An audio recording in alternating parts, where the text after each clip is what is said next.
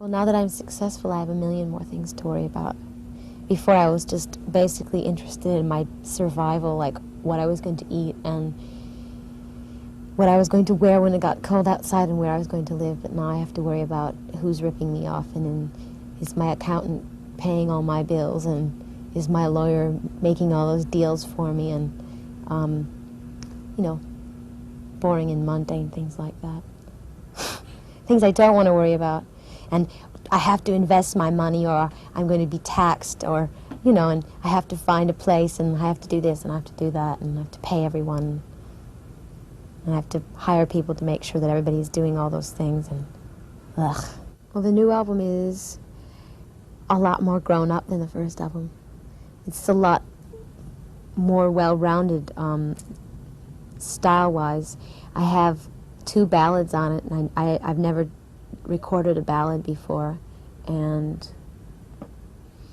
it's not, my first album was termed a dance record, you know, everything was up-tempo dance music, but this one is a lot of different kinds of sounds. There's some old stuff that sounds like old Motown, there's some really high energy, you know, stuff that maybe sounds more English, more techno, there's a lot of synthesizers, so I think it just shows my growth as a singer and a songwriter. I chose to work with Nile Rodgers because I think that he's a genius, and I wanted to work with a genius on my record. And I think that he embodies a lot of different styles that I think my music embodies. He's very close to the black sound, funk.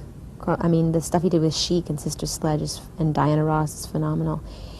But he's also made a lot of great pop records with David Bowie and Duran Duran, so, and In Excess, so I thought he'd be a great person for me to work with. And he's a great musician and arranger. What made you come to New York?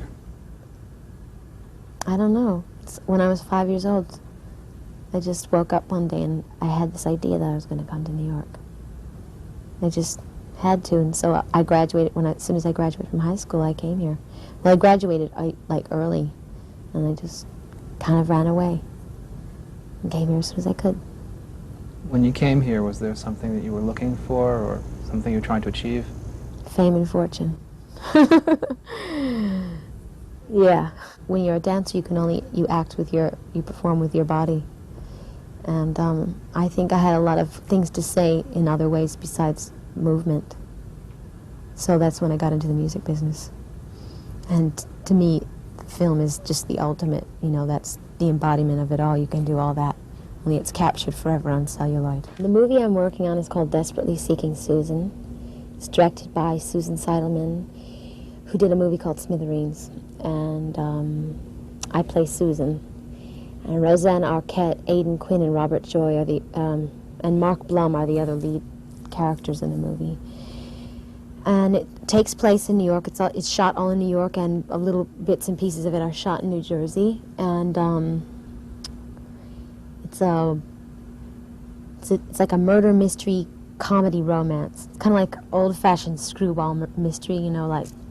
And the character I play is sort of a combination between Judy Holliday and Carole Lombard, but, you know, from a long time ago. So it's funny and light, and it's been a lot of fun so far, but a lot of hard work. It's a lot different than making records. How do you feel about acting?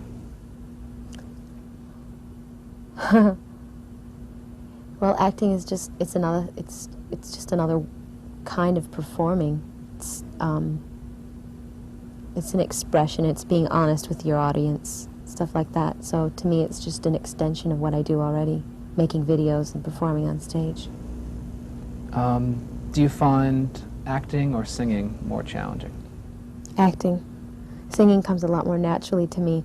When you make a movie, you really have to rely on your concentration because there's people standing all around you with cameras and lights and all sorts of electrical equipment, and it couldn't be further away from being like the real thing, and you have to ignore everything around you. Everything's shot out of sequence, so you really have to just pretend you're somewhere else and try to concentrate and, you know, and remember how you got to where you are right now, because a lot of times you shoot stuff that's happened in the actual movie before you've done the stuff that happens to get you where you are right now. Does that make any sense? If, for instance, you shoot the end of the movie, and so you have to work up the emotions for that scene, but you haven't even shot all the stuff before that, so it's very confusing, and it's a lot more of a challenge to me. Also, it's new to me, so. Have you learned anything from acting that you can apply to your musical career? Sure. Yeah. Well, the thing that can carry over from acting to singing is just the performance aspect, losing your inhibitions and being really honest with your audience. You know, and letting all sorts of emotions come through. I don't think that I'm using sex to sell myself. I think that I'm a very sexual person, and that comes through in my performing. And if that's what gets people to buy my records, then that's fine. But I don't think of it consciously, well, I'm going to be sexy to get people interested in me. It's the way I am. It's the way I've always been. Every once in a while I'll get a reaction from another performer who's a feminist, a singer. And if I do get anything from them, I think they're jealous and envious of me. And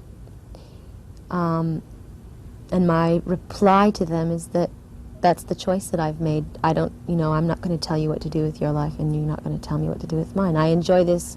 This is my choice. And I'm bringing, I think I'm bringing happiness to people. So it's as simple as that. I think that the world sees images. I mean, you build an image for yourself, and the world ends up seeing only that aspect of you. Maybe eventually every person is multifaceted, and hopefully, the longer your career goes on, the more you can get that out of you. But I couldn't begin to tell you what the world doesn't see in me right now. There's a million things. What I would like to ultimately achieve, I already told Dick Clark once on American Bandstand. So I'll repeat it again and annoy everyone who was annoyed before when I said it. I want to conquer the world. Okay?